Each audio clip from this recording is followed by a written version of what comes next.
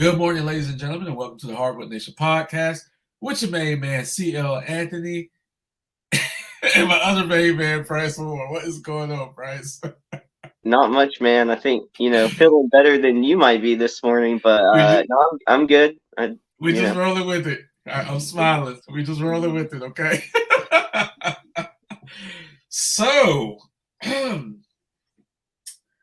excuse me that I couldn't wake up at 4 o'clock in the morning to see Team USA versus Team Canada, but of course we just woke up and Team USA lost to Team Canada in overtime. So we're going to break this down just a little bit because they already failed to win the gold medal with their last loss to Germany, I believe Friday morning. And now they don't get a medal at all, which I know this is the first time since the 70s that they haven't medaled in 2 consecutive world championships. I'm going to ask you this question, and folks, you got to realize we are winging this today. But my first question to you, Bryce, is when this team was first put together, what do you think of the roster? Team USA B squad. It's not the real Team USA to me. I think Jimmy Butler said it best. I'm not saying he reflects everybody, but I think Jimmy Butler said it best. But he's like, we don't give a fuck about FIBA. Did he really say that? I missed that. I'm pretty sure. They asked him about it. He was like, I don't care about FIBA. Our Team USA A squad does not care about FIBA. I do not think. I love Jimmy. You know that. I just got so much love for Jimmy. Outside of his kids, he don't give a fuck about anything. With that said, I know, and this is not a shot, trust me, but I know some segments of fans were really happy in that Germany game. I'm just like, what the fuck? I get excited for international play for the simple fact that even though basketball didn't start in the USA, it really started in Canada. It's our sport. It's the one sport that is ours. We don't share it. It's ours. And to me, and I could be wrong, and I don't care. A team, B team, C team, or D team, they should go over there wherever the international tournament is and at least medal. I was a huge fan of this team. I thought this team was perfectly built. I still think this team was perfectly built. I wouldn't even give it a B team status at this point. It's probably the C team. But still, I thought the team had studs. Despite what everyone else wants to say, the team had size. And that's what I want to get into today. Do you think the size was used wrong? Because Yes. if you look at Jaren Jackson's rebounds and what he was able to do in the minutes, it was almost like he wasn't even playing, though. You know what I mean? Like, I don't think everybody was used exactly the best way in terms of what they were getting from the player. So maybe some roles weren't exactly fulfilled because, it takes continuity, takes practice together, it takes everybody being on the same page. But for your starting center to have so few even rebounds in the course of the entire tournament, I kind of found that as something that was extremely glaring. I was interested to hear your take on the team as a whole and how some guys really seem to underperform. Is that on the coaching staff? Is that on the way the team was built? You seem to love the way the team was built. So what does it fall on, the coaching staff? Absolutely love it. This fall, and I will say this. I just read this. Forgive me. Apparently, Jaren Jackson Jr. didn't play, Brandon Ingram didn't play, and Paolo didn't play because they were sick. Apparently, okay. In this particular game, but there's and we can even go back to the Germany game. There's a difference in, as you said, there's a difference in having size and not utilizing size the right way. This team had size. Let's not forget, Jared Jackson Jr. is a defensive player of the year. Mm-hmm. Let's not forget, Paolo averaged damn near double-double in his rookie year. Even wings like Brandon Ingram has size. The backup point guard, Tyrese Halliburton has size. Mikal Bridges has size. This is a big team, so I don't want to hear, oh, they didn't have size. No, you didn't play up to the size that you had. I blame this on Steve Kerr, who is notoriously known for not knowing how to play bigs. He is notorious for that. Okay. The coaching staff failed. It's just simple. The coaching staff failed. There's no way that any team made up of NBA players can't medal in the FIBA World Championship. There's no way that should happen. It is inexcusable, especially with the team that they had. For example, Dylan Brooks. And don't get me wrong, I do love Dylan Brooks. I'm not gonna lie. I love Dylan Brooks. I love his tenacity. He had his international game of his career. Right. I think he finished with 39 points? Yeah. You mean to tell me? I knew this team was in trouble when they lost the game in Germany. I said they're probably gonna go out here and lose the next game. Because they didn't care anymore. If it's not the gold medal, they just didn't care. So you mean to tell me that you let Dylan Brooks score 39 points on you? Like, seriously? which has to be his career high in any in a professional level. I don't remember Dylan Brooks scoring 39 points in the NBA. Don't get me wrong, he can shoot the threes. He can do some shit. I've never heard of him scoring 39 points in the NBA. You mean to tell me that a group of NBA players let Dylan Brooks go out there and score 39 points on them? That just shows me that they didn't give a shit after losing the last game to Germany, which knocked them out of gold medal contention.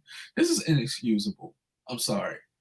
It's inexcusable, and I'm sick of it. I am sick and tired of it because the talent is there.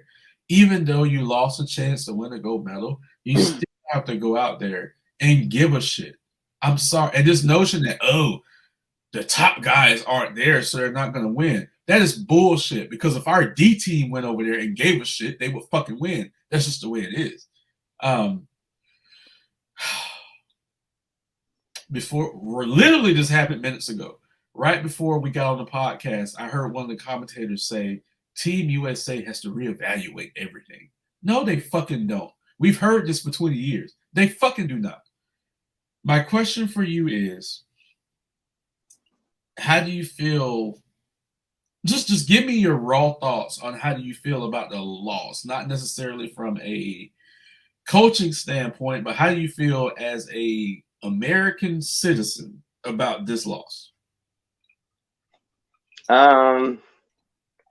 Well, I mean, it might be because, I watch the NBA, and I do happen to somewhat care about when the Olympics roll around. I think this FIBA tournament this is just for me. It feels like a bigger deal to the international community than it does to us. At least to me. And so, like, I just didn't care as much as I do for other things, like the Olympics, like the NBA regular season. It was like that USA runner, Noah Lyles, I think is his name. Yeah. He recently had some comments about NBA champions calling themselves world champions, and of course, lots of people had problems with that comment and their own opinions. But I think there's something to it in terms of not what he said, but the rebuttal, where the best players in the world come to play in the NBA. The NBA has the most talent of NBA, any league, any tournament. It doesn't matter. That's where the best players play. So to me, I just don't put as much emphasis on this FIBA tournament. It would have been nice to win? Yeah. Would I have celebrated the win? yeah. Do I get too down if we lose? Not really. Not really. It just doesn't hurt me the way other situations do, like the Olympics or playoff basketball in the NBA. It just doesn't get to me like that. It's nice when it comes. The FIBA stuff is nice when it comes around to help fill the off season for me. It's not make or break. It's not do or die. It's like, oh, it's a nice to see what Team USA is working on. But I don't get so up or down about the FIBA tournament, whether we win or lose. It doesn't really bother me too much. I'm focusing on other things, and I know that's like almost could be like loser talk, but it's just I find it interesting. But until recently, I didn't find myself even caring about the outcomes of FIBA tournament. So yeah, it doesn't bother me as much. But I get your sentiment on it. I get how it shouldn't be like this. Like you said, even our D squad coached the right way and motivated the right way should be able to walk away with the gold. But I think it's also a nice sign of the times that where, I mean, basketball, it has been a sport that's trending up internationally for quite some time in many, many areas. I mean, pretty much globally. And so I don't think it's as easy as it used to be for Team USA. But I'm with you. I still think we should be the favorites, and to not walk out of there with a medal is disappointing for sure. I just don't put as much value into FIBA and these tournaments as much as some others do. I'm gonna give a little brief history lesson. It was last year. I saw a meme on Facebook by some uneducated dickhead, and it showed a picture of the 1996 Olympic squad, and it said Dream Team 2. It infuriated me because that wasn't Dream Team 2. That was actually Dream Team 3, the 96 squad.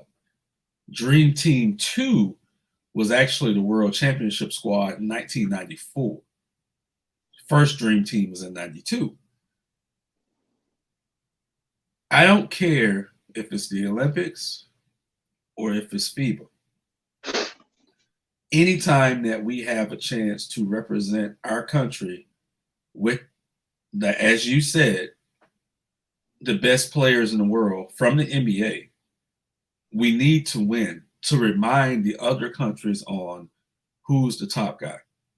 We need to put our foots on their necks and choke them out. That's what we need to do. We don't need to give them hope. If there's anything in the world that the U.S. can dominate in on a every 2-year basis, it's basketball. It's basketball. Gymnastics is a wash. Whoever wins, right? Swimming, watch. Whoever wins. I can't think of other Olympic sports right now. Basketball is ours.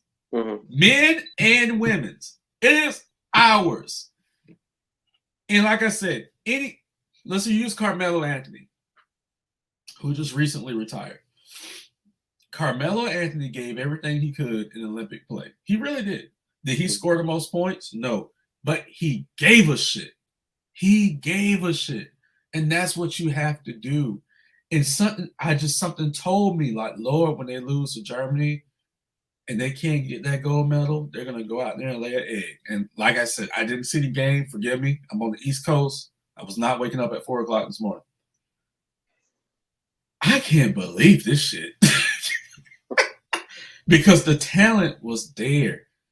They had size. They had shooting. They had fucking defense. So it just comes down to they didn't give a shit, which still goes back to Steve Kerr. I'm sorry. It goes back to him. I agree. Fire Steve Kerr. Fire him right now. They're not going to fire him. They're not going to fire him. No, this is his first time. So they're not going to fire him. On the phone and fire him. Get who on the phone? Is it Grant Hill? No, Yeah, it's Grant Hill. it Yeah, is Grant Hill. Okay, you made me think for a second. I was like, isn't that over? I That's didn't the hear you. I'm sorry. Yeah, It's no, I like, didn't hear you. No, this is Steve Kerr's first time, so they may give him. They're not going to fire him. Don't get me wrong, but I don't think that they need to reevaluate the whole program over this. It's just, man, and I'll say this. I'll say this. You and Steve Kerr have a lot in common. If you read between the lines of what I'm saying, you and Steve Kerr have a lot in common, okay? I guess we all look the same to you, huh? It's not even about the looks. Just Blonde really think. hair, dark hair, doesn't matter. We just all look the same. I'm talking about libations and vices, okay? You and Steve Kerr have a lot in common. And I think that maybe he was too laid back for this job. Does that make sense? I guess. So he should have just sat down and let Eric Spoelstra coach, I guess, maybe? Would that have been better? This is not gonna turn into a heat thing. I'm not gonna say Eric Spoelstra, but I'm gonna say maybe they needed a more heavy-handed coach versus Steve Kerr. No disrespect to Steve Kerr. I love what he do, and I've been partaking more in what he does and what Nelly does. I'm just throwing them shots out there. But I just think they needed a more heavy-handed coach to snap them back into reality, because this is serious. I'm telling you, I don't give a fuck if you're the bitch of the goddamn Atlanta Hawks. If you're in this tournament, you need to go over there and fucking win. Period. I don't give a fuck. I don't care if you're a fucking G League championship team. You need to go over there and win this fucking gold medal. That's how passionately I am about. I'm fucking pissed. I'm upset. I didn't even watch the fucking game. I literally just woke up and saw the final. And I'm like, what the fuck is this? Yeah. I'm literally upset. And then I did see it took all these losing teams their highest scoring output of the tournament in order to win. That's a nice feather in your cap. Doesn't matter. The end result was the L. And even I'm going to apologize because I did mean to mention this last week, so forgive me. This track star that I've never heard of, sorry, because I don't cover track, sorry. I thought that was asinine for him to say what he said. It was so stupid. I think a lot of people did. It was stupid, and I saw the reactions, from some former players, current players. I saw the reaction, right? This dude's a clown. I don't know who the fuck he is. He's a fucking clown, right? But for him to say what he said, and for this team to go out there and not even medal in the FIBA World Championships,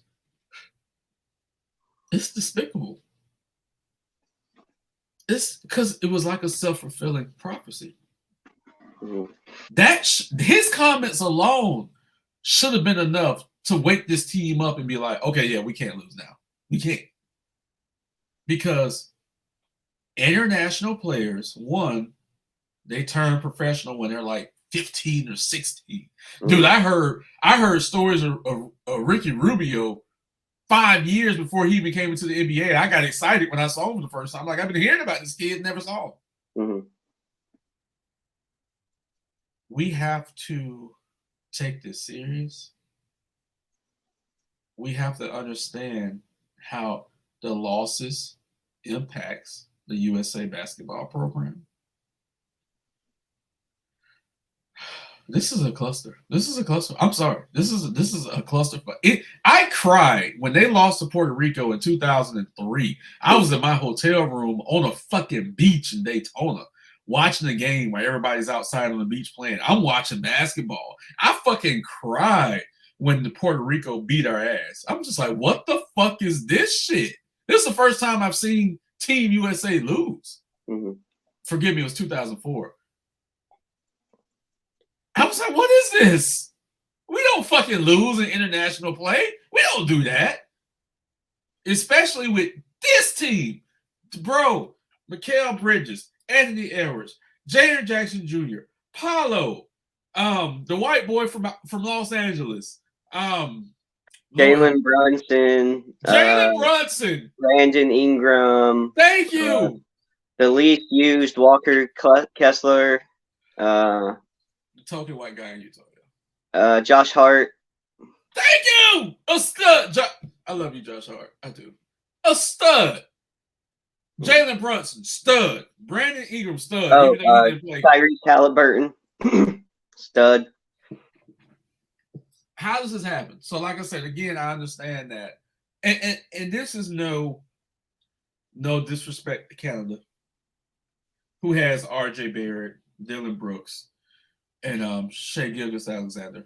The most important one there at the end, yeah.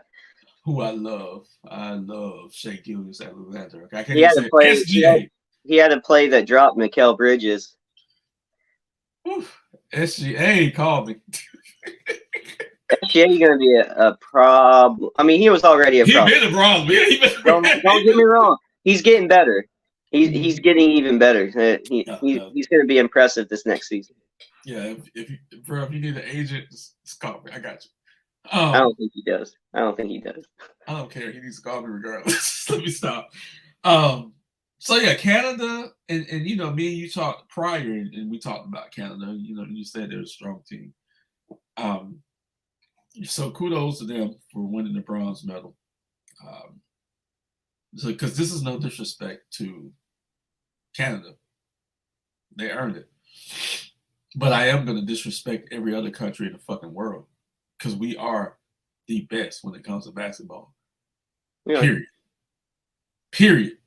And this is totally inexcusable. So, on that note, hopefully they win you back for the Olympics. I mean, no, I'm gonna watch the Olympics. And here's the deal. Here's the deal with the World Championships. Half this roster is going to be moved out. Mm-hmm. Whoever the fuck is the stars of the NBA in a couple of years is going to be moved in. I get that. I get it. I know. But I'm going to take a shot. I really am going to take a shot. I know Bam Adebayo is going to be on the Olympic team. Why the fuck didn't Bam play this year? I don't understand why Bam wasn't playing this year. I don't. I haven't seen anything as to why Bam wasn't playing this year, but he was playing in pro-ams in Miami. What the fuck? I'm just, you get what I'm saying? Like, but I mean, how many? I mean, I know you're focused on Bam because of the Heat and stuff. How many players could we say that about this season? How many do you think? A lot. I don't blame LeBron James. I don't blame Kevin Durant.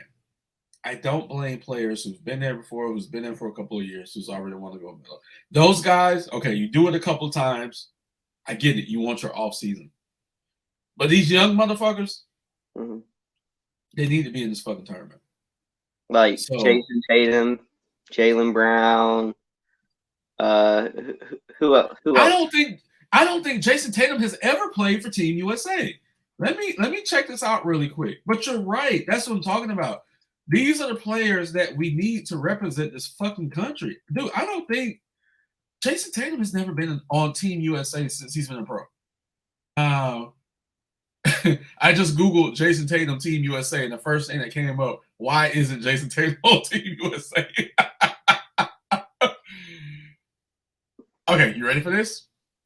Jason Tatum chose not to play in the upcoming FIBA World Tournament because he wants to focus on the Boston Celtics' upcoming season. Well, yeah, of course.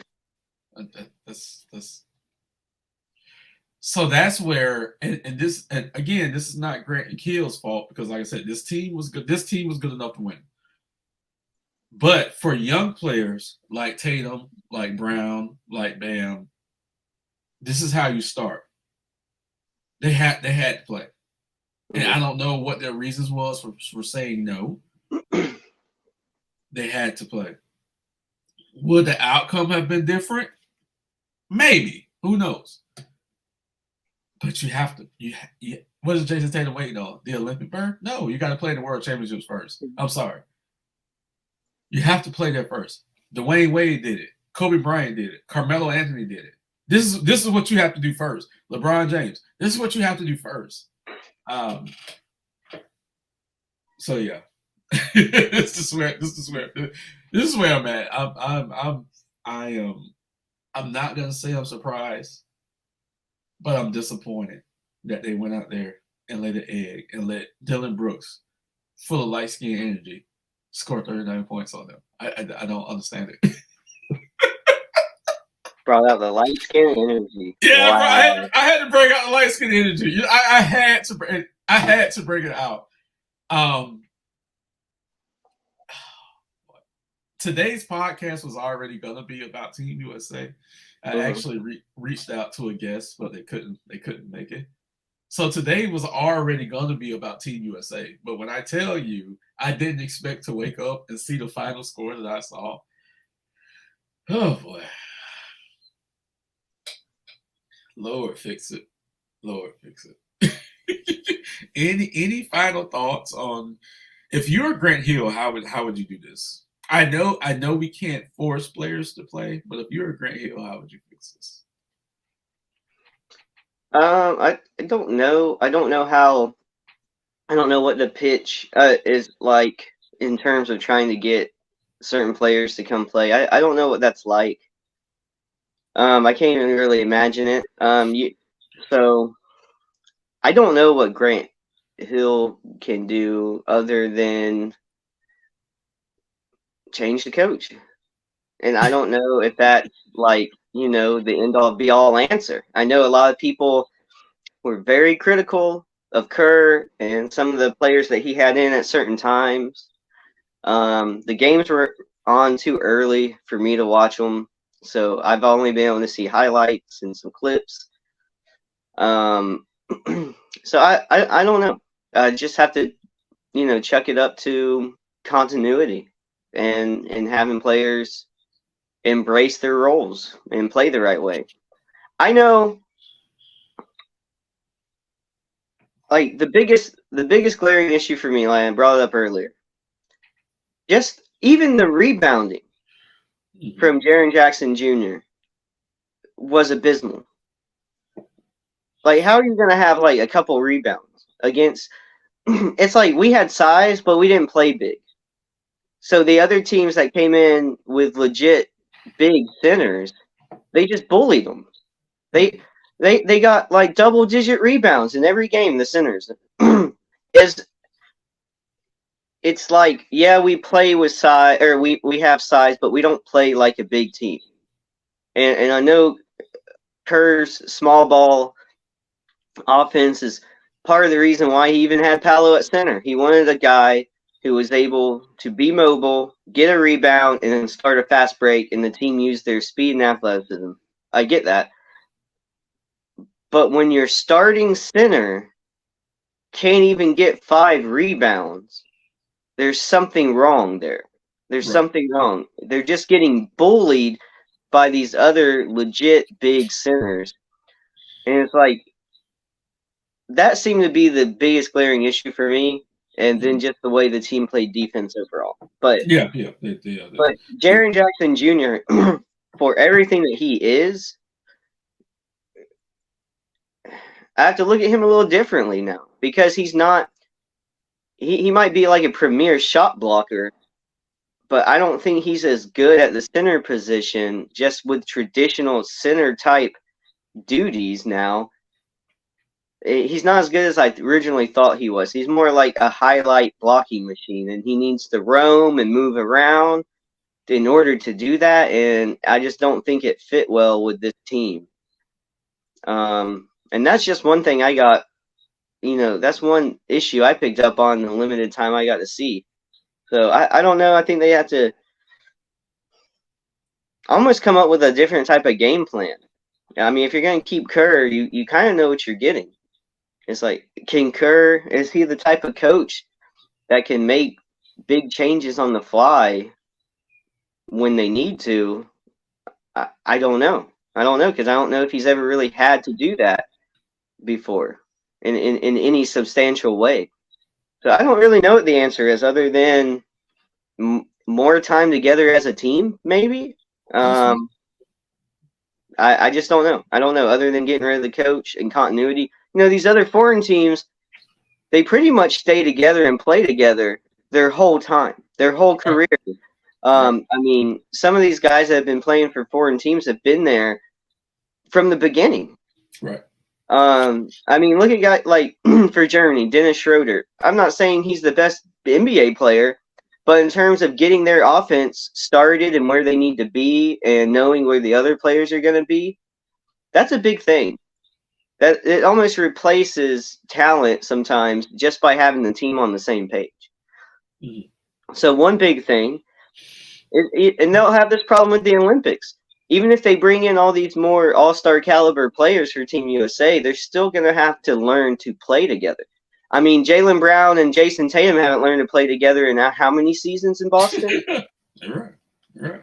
So it's like it's not all about just pure talent. It's having a system that everybody buys into and everybody knows what the other players are doing. And that's hard in limited time together. That's why other Yeah, teams look more polished, especially on offense when you get the ball moving.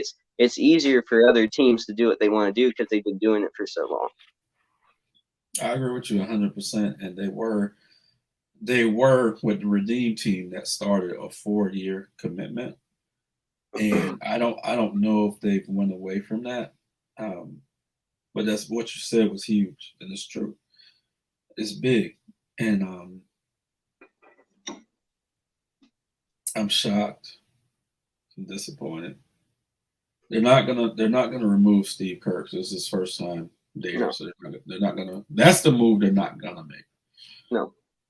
But anytime that Team USA loses, it's just so glaring. It gives the other countries so much hope, man. It gives them hmm so much hope.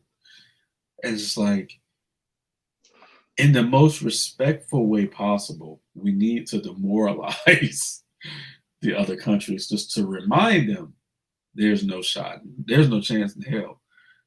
You can get close, but there's no chance in hell that you're going to win. And that's what we have to get back to.